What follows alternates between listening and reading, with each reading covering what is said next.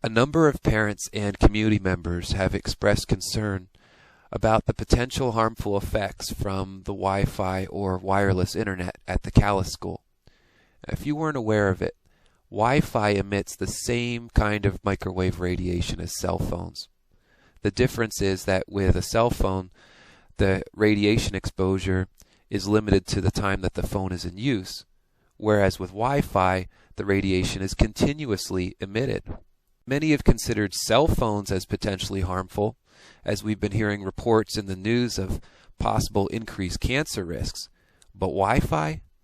How much radiation does it even put off?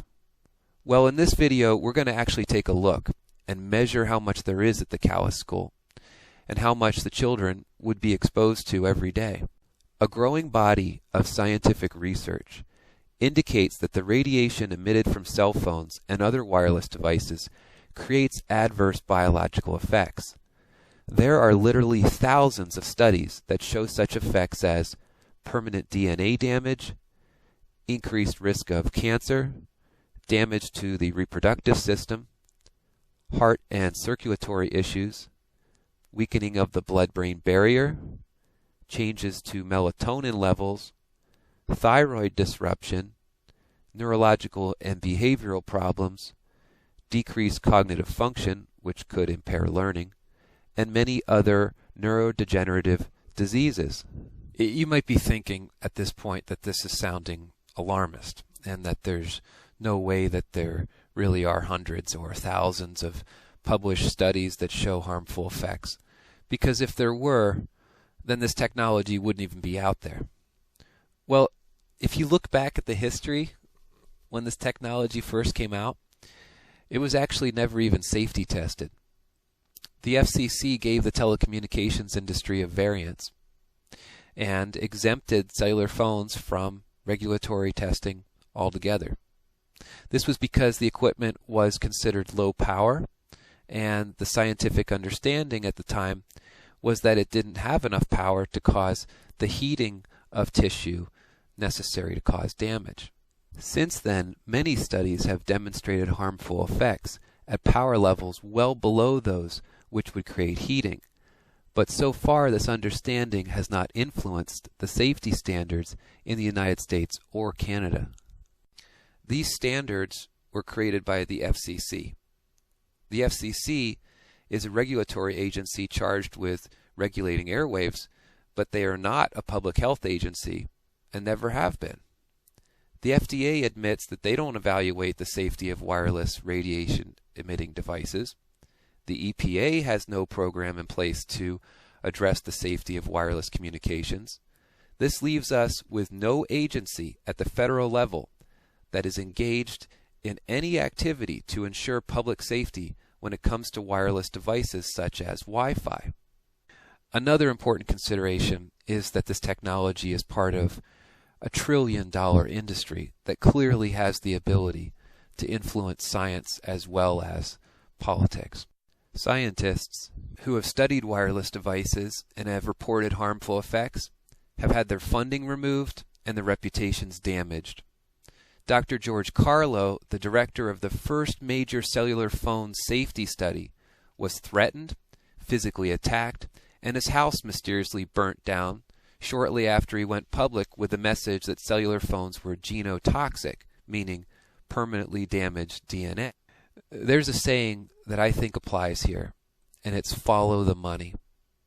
If you do this, and you look at who's funding the research, you can see that the industry-funded research, for the most part, shows no effects, whereas the non-industry funded research does show effects. Well, what happens if we add them together? Well, we get maybe there could be some effects, but we need more research.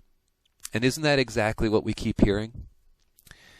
Another thing that I hear is that we don't have conclusive evidence. Well, I don't know how we're going to get conclusive evidence if the industry itself is funding the research. Here's a question. If it were your children and their health depended on it, who would you listen to? Would you listen to the industry-funded research? Would you really expect this industry to be self-regulating? Although I'm not saying that these industries or their level of accountability are the same, it might be helpful to take a look back at how the tobacco industry handled a similar situation. Have they been proved to be safe, Mr. Coleman? I believe they have not been proved to be unsafe, because when, as and if, any ingredient in cigarette smoke is identified as being injurious to human health, we are confident that we can eliminate that ingredient. And I concluded from that report, it's true, the babies born from women who smoke are smaller, but they're just as healthy as the babies born from women who do not smoke. What about the higher And rate some of women deaths? would prefer having smaller babies. Shocking, isn't it? Well, let's get back to the Wi-Fi health issue and preparing to test for microwave radiation in the school. As some general background, let's take a quick look at the electromagnetic spectrum so that you can understand what it is that we're going to be testing for. There's quite a range of different types of frequencies that are out there in the world, and in this diagram, those that are furthest to the left are the lowest frequencies. For example, the Earth emits its own frequency. It's actually at 8 Hertz, or 8 cycles per second. AC power, which is electricity, it produces a frequency of 60 Hertz, or 60 cycles per second. And these other different technologies produce faster and faster frequencies. Cell phones, they produce a frequency around 2 gigahertz, or 2 billion cycles per second. Wi-Fi would be right next to it. It's not pictured, but it would be right next to it at 2.4 gigahertz, or 2.4 billion cycles per second. Some people get confused between AC power testing and wireless testing, because AC power can give off harmful magnetic fields as well. For example, high tension power lines or certain types of large appliances actually have very sizable fields. But for this study, we're just going to be looking at wireless devices, which are in this one particular portion of the microwave range. With all this said, let's get to the actual testing for microwave radiation. In order to give these school readings some context, let's first take some background measurements in our local environment. In this first clip, you can see that we're outside the Maple Corner Community Center, and the meter is showing 12.7.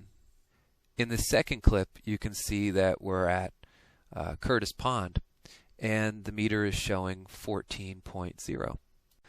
Here we are at the East Calais Post Office, and the meter is showing 11.1. So what do these numbers mean? As a point of reference, here is a measurement taken out in the forest, away from all but the most distant sources of radiation. The meter shows 11.1. When you compare the readings from this remote natural setting to the other readings that we took in town, you can see that there really isn't that much in terms of background radiation in our local environment. Now that we've done the background environmental testing, let's go over to the school.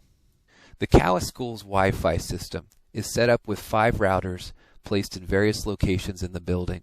There is Wi-Fi access throughout the school, with emphasis in certain areas such as the library, the community learning classroom, and the upper grades.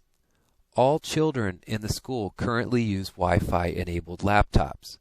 Children in the lower grades share a set that is wheeled around on a cart, and children in the upper grades have their own for full-time use. Thanks to the help of the Director of Technology Services, we were able to set up one of the upper grade classrooms for our test. So here we are at the 5th and 6th grade classroom. The meter's showing 500. We're approaching the router, which is where it's going to be the highest. And as the number goes over 999, it's going to show a new digit there. Look, 6 point something. That means 6,000 right next to the router. Out in the middle of the room, it's around 700 or 800. And as we approach the laptops, they themselves have a wireless transmitter in them because they need to be able to communicate with the router across the room. So it becomes a stronger signal right next to the transmitter, which is in the back of the screen. Here you can see close to the front of the laptop where your lap would be, or where the student would be sitting. The numbers are several thousand, 2,000 to 3,000. So here we have the classroom test results. In the center of the room, it was 800 millivolts per meter. In the direct vicinity of the laptops, it was around 1,000 millivolts per meter. And in front of the laptop, it was 2,857 millivolts per meter. Of course, I knew that the numbers were going to be high, but I had no idea that they were going to be that high. To give you an idea of how high these are, I went and I took test readings at a cell phone tower in the area. And the readings show pretty much the same as what's in the classroom, but nowhere near what the children would be exposed to if they were leaning over their Wi-Fi enabled laptops. These laptops and the Wi-Fi network produce 3 times the microwave radiation of a cell phone tower. Most of us would never imagine that this would be the case because it doesn't make sense. It was never explained to us before, and we'd never even know about it if it weren't for a meter. Would you as a parent, even for a second, consider a cell phone tower on the school grounds? How about one in the classroom? Well, without even knowing it, you consented to placing one in your child's lap. What does this mean in terms of a health issue? I don't even think we know at this point because this is such a new technology. This is the first generation of humans ever to experience direct and constant microwave radiation. What could the long-term health effects be if this does turn out to be harmful? Well, a recent study of cell phones found that long-term users, meaning those who had used one for over 10 years, were found to have a much higher cancer rate. What really stood out were the results for those who had started while young. For these individuals, the increased risk was over 500%. Children absorb more radiation than adults. Their bodies have a higher water content, and this makes them more conductive to the radiation. They are also more vulnerable because their skulls are thinner, their brains are still growing, their immune systems are still developing, and their cells are still rapidly dividing. When you think about how much radiation exposure this generation would get by being near these wireless devices all day long, it's really staggering. The cumulative results would greatly exceed anything that's been studied so far. This amounts to a giant experiment that we are taking with something so precious as our children. Why would he even consider risking their health for something so frivolous and unnecessary? Fortunately, there's a fairly easy solution, which is to hardwire the computers.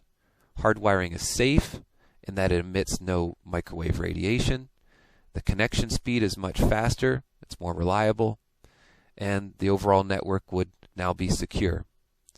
Cables can be routed neatly and cleanly with wire protectors to prevent tripping over the cords. The cost in many cases is negligible. The only issue appears to be losing some of the convenience of being cord-free.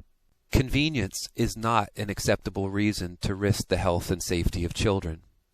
Please, do your own research on this so that you can become well informed. I've provided links below this video that will give you access to the studies and other information that you're going to need.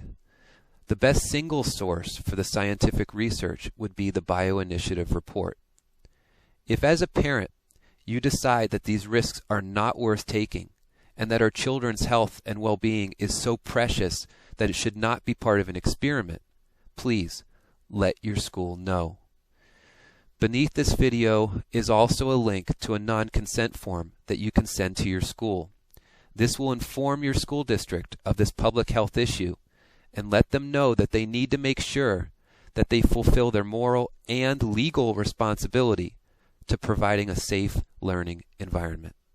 Thank you.